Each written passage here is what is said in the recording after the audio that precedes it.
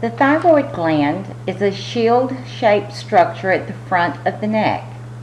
It produces hormones, thyroid hormone, abbreviated TH, and calcitonin, abbreviated CT.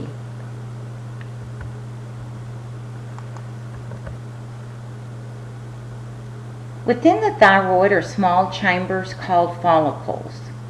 Cells within the follicles produce thyroglobulin, which is the substance from which thyroxine and triiodothyronine, the two thyroid hormones, are formed. They're similar, but they don't have the exact number of iodine molecules. Thyroid hormone, thyroxine and triiodothyronine are collectively known as thyroid hormone. They're produced in the follicular cells. They have broad effects, infect nearly all body cells. Thyroid hormone regulates metabolic rate and production of heat. It maintains our blood pressure. It helps to maintain our blood pressure. It promotes normal functioning of several organ systems and also promotes normal development. Thyroxine is typically produced in larger quantity, and most is converted to triiodothyronine. Thyroid hormone affects cellular metabolism by stimulating protein synthesis, also by the breakdown of lipids, and also the use of ATP, the use of glucose for ATP production. The hypothalamus and pituitary gland regulate thyroid hormone. Falling levels of thyroid hormone in the blood prompt the hypothalamus to secrete a releasing hormone, which then stimulates the anterior pituitary gland to secrete thyroid stimulating hormone, which then stimulates the thyroid to release more thyroid hormone.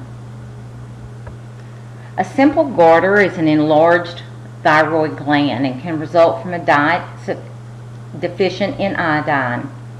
Iodine is needed for the production of thyroid hormones. A goiter can be treated by iodine supplements or administration of thyroid hormone. When iodine is low, it stimulates the thyroid to produce more thyroglobulin. Lack of iodine prevents the thyroid hormone production. Because of the low level of thyroid hormones, the pituitary continues to increase the thyroid stimulating hormone, which causes the thyroid to enlarge in a futile attempt to filter more iodine from the blood. Goiters in the past were common in parts of the Midwest U.S. due to iodine-poor rich soil and little access to iodine-rich shellfish. This nearly decreased in the 1920s and is almost non-existent today when iodine was added to table salt. Cretinism results when too little thyroid hormone occurs during fetal development or infancy. It's characterized by dwarfism and delayed mental and sexual development. If a pregnant female produces adequate thyroid hormone, many symptoms don't appear until after birth. At that time, the deficient infant begins to rely solely on its own malfunctioning thyroid gland. Oral doses of thyroid hormone can prevent cretinism and routinely is tested for shortly after birth. It's estimated approximately 1 out of every 3,000 births in the United States reveal incomplete development of the thyroid gland. Myxedemia occurs when there's too little thyroid hormone in adulthood. It's characterized by fluid accumulation in facial tissues, a decrease in alertness, a decrease in body temperature, and decrease in heart rate.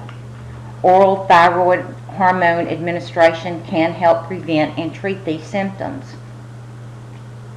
The decrease in alertness is the same as being lethargic. Decrease in temperature, the individual would be cool to the touch. Decrease in heart rate would also translate to a decrease in pulse rate. And this is the image of the individual's far upper left is the simple goiter, that enlargement at the front of the neck. Individual cretinism, where too little thyroid hormone either during fetal development or infancy, and the bulging eyes at the bottom, that's a symptom of Graves' disease we'll be looking at next. Graves' disease is an oversecretion of thyroid hormone, and you see the theme here, too little or too much. We have to maintain that homeostasis. But Graves' disease occurs due to an oversecretion of thyroid hormone. It's believed to be an autoimmune disorder, which just means that individual's body attacks itself. It sees its own body cells as foreign. In this case, the autoimmune disorder is in which the antibodies mimic the action of thyroid stimulating hormone. So by these antibodies mimicking the action of thyroid stimulating hormone, it's going to cause the oversecretion of the thyroid hormone. Symptoms include increased metabolic rate and heart rate, sweating, nervousness, weight loss. Weight loss, you would expect that with the increased metabolic rate. And that exophthalmos is that bulging eyes, those protruding eyes, which occurs due to fluid accumulation. Treatment for Graves' disease is, number one, can use drugs that block the synthesis or the production of thyroid hormones. Thyroid tissue can also be surgically reduced, or it might be treated with radioactive iodine, which selectively destroys thyroid tissue. It's typically administered in capsules. Calcitonin is produced in the parafollicular cells of the thyroid gland and lowers the level of calcium in the blood. So it stimulates absorption of calcium by bone. Those were the osteoblasts we looked at in Chapter 5. So the osteoblasts are stimulated to take calcium from the blood and store it in the bone. So it's going to inhibit the breakdown of bone. So it's going to inhibit the osteoclast. It increases excretion of calcium in the urine initially. When it's low, it's going to increase the excretion of calcium in the urine initially, which is then going to prompt the parathyroid glands to release their hormone. So if calcitonin were low, it would activate the parathyroid hormone. So calcitonin regulates calcium level in the blood. Calcium is going to be essential for proper functioning of muscle cells and neurons. Recall, calcium ions bind to troponin, leading to changes causing the muscle contraction. Calcium also causes the neurotransmitters release into the synaptic cleft. So it's critical in transmission of neural messages. Parathyroid glands are 4 small round masses at the back of the thyroid gland, and they secrete the parathyroid hormone, also abbreviated PTH. Parathyroid hormone is going to increase levels of calcium in the blood. So when it's sensed that calcium levels are low, parathyroid hormone will be released. So it's going to stimulate the osteoclast to break down bone, releasing calcium into the blood. It's going to stimulate the kidneys to remove calcium from the fluid that's destined to become urine, returning it to the blood. It's going to stimulate the rate at which calcium is reabsorbed from the gastrointestinal tract, and it's going to inhibit osteoblasts. So it's going to bring that calcium level back to that homeostasis, to that set point that is required. Undersecretion of parathyroid hormone can result in nervousness and muscle spasms, also irritability. Oversecretion of parathyroid hormone, which might occur due to a tumor, pulls calcium from bone tissue, causing weakened bones and elevated blood calcium, such as hypocalcemia. This can lead to kidney stones, calcium deposits in soft tissues, decreased activity of the nervous system, Duchenne muscular dystrophy, excess calcium ions entry into the skeleton cells will kill them, will kill the cell, will kill proteins, destroy proteins, and kill that cell. So this is just an image of that, you see mid-page, that homeostasis. This is that negative feedback mechanism, that when levels of calcium are high, the thyroid gland is going to release calcitonin. That's going to prompt those osteoblasts to take calcium from the blood and store it into the bone. When calcium levels are low, the parathyroid glands are going to release parathyroid hormone, or PTH, causing the osteoclasts to break down calcium, break down bone to put calcium back into the bones, also to remove any calcium from fluid destined to become urine, to return it back to the bloodstream, and also to increase the rate at which calcium is reabsorbed from the gastrointestinal tract. The adrenal glands are small structures located at the top of the kidneys. They're composed of two regions, the adrenal cortex and the adrenal medulla. The cortex is the outer region, while the medulla is the inner region. The adrenal cortex secretes gonadocorticoids. These are the male and female sex hormones, also known as androgens and estrogens. The glucocorticoids, which are going to act to turn the immune system down, to reduce inflammation. Mineral corticoids such as aldosterone, which is going to help maintain water balance and mineral homeostasis. The adrenal medulla secretes epinephrine and norepinephrine, also referred to as adrenaline and noradrenaline. So this shows the image of the adrenal glands, that they sit on top of the kidneys, and the cortex being the outer edge and the medulla being the inner region of these adrenal glands.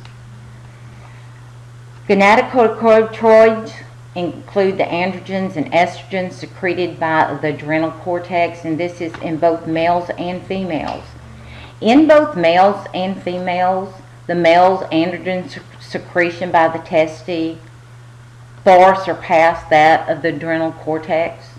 In females, of course, the ovaries and the placenta also produce estrogen, but ceases after menopause.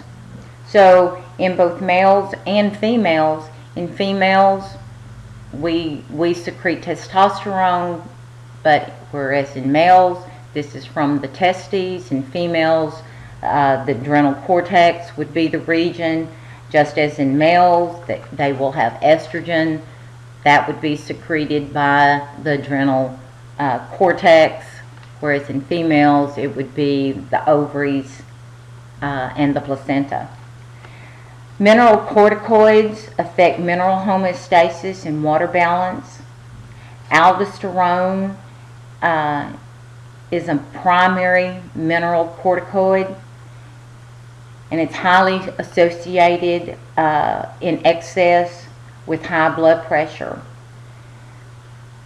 The reason is it acts on cells, aldosterone acts on cells of the kidneys, increasing reabsorption of sodium ions into the bloodstream and promotes the excretion of potassium ions in the urine. Because sodium is prompted to be reabsorbed at a greater rate, water is going to follow sodium, so it's going to increase blood pressure. The increased water retention due to the increased sodium retention increases increases the blood pressure. Drugs such as lisinopril lower aldosterone secretion. So individuals who may be on drugs for high blood pressure may act upon this particular hormone. Addison's disease is caused by the undersecretion of cortisol and aldosterone. It appears to be an autoimmune disorder, which means that the body attacks those cells of that individual. Appears to be an autoimmune disorder in which the cells of the adrenal cortex are perceived as foreign. It results in bronzing of the skin, weight loss, fatigue, electrolyte imbalance, poor resistance to stress, and poor appetite. It may be caused by inadequate secretion of adrenocorticotropic hormone of the pituitary gland, which controls the synthesis or the production and secretion of the glucocorticoid hormones of the cortex of the adrenal glands. And there's a very famous individual who was known, President John F. Kennedy, for having Graves' disease. Glucocorticoids such as cortisol affect glucose homeostasis. They act on adipose tissue to prompt the breakdown of fats to fatty acids that are released into the bloodstream and become available to cells. It also acts to conserve glucose by inhibiting its uptake by muscle and fat tissue. Glucocorticoids such as cortisol inhibit the inflammatory response. A lot of people get cortisol shots, say in their knees if they have an injury. So it inhibits the inflammatory response. The inflammatory inhibition is beneficial when the body's faced with swelling and irritation because it slows down movement of white blood cells to the site of the injury and reduce other cells' chemicals that prompt inflammation, although it lacks any healing. Cushing's syndrome is characterized by redistribution of body fat and fluid accumulation to the face. It's caused by prolonged exposure to high levels of cortisol that can result from either a tumor on the adrenal cortex or anterior pituitary gland. It may result from the use of glucocorticoid hormones to treat asthma, rheumatoid arthritis, or lupus. Cortisol is routinely administered for allergies or inflammations. Other symptoms of Cushing's include fatigue, high blood pressure, and elevated glucose levels. And this is an individual image of an individual that has Cushing's syndrome. The one on the left shows that fat and fluid accumulation, and that's the same patient after treatment. Tumors are typically treated with radiation and surgery. Medicinal treatments entail a reduction of the cortisol dose to the lowest level possible without creating adverse effects. The adrenal medulla produces epinephrine and norepinephrine, also known as adrenaline and noradrenaline. Both of these hormones are used in our response to danger and preparing us for fight or flight. Both of these result in increased heart rate, increased respiratory rate, increased blood glucose levels. They increase our mental alertness. The blood vessels to the digestive tract constrict to conserve our energy. The blood vessels to the skeleton and heart muscles dilate, allowing more blood, glucose, and oxygen to reach them.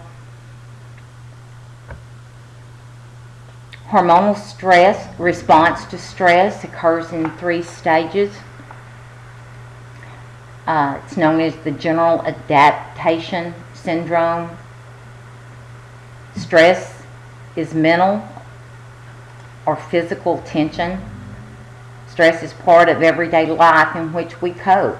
But when stress is extreme in its intensity and duration, it initiates this general adaptation syndrome response via the hypothalamus. It's a series of physiological adjustments made by our bodies in response to extreme and prolonged stress, and occurs in 3 phases: alarm, resistance, and exhaustion. During the alarm phase, the fight or flight nerve impulses initiated by an epinephrine from the adrenal medulla funnels glucose and oxygen to organs most critical in responding to the stress. Resistance, the glucocorticoids such as cortisol from the adrenal cortex are the main hormones. The body's protein and fat reserves are mobilized and body fluids conserved, primarily glucose. In the resistance phase is much longer. In the exhaustion phase, organs are unable to meet the heavy demands of the resistance phase, and they begin to fail, and that's when we become susceptible to infections. Stress increases susceptibility to infections and can lead to hypertension, irritable bowel syndrome, and asthma. Studies show can lead to chronic diseases and even shorten the lifespan. Suggested ways to reduce stress is exercise, relaxation techniques, biofeedback monitors, one or more physiological responses to stress such as heart rate, muscle tension. Discuss stressful situation with an individual. Find some help.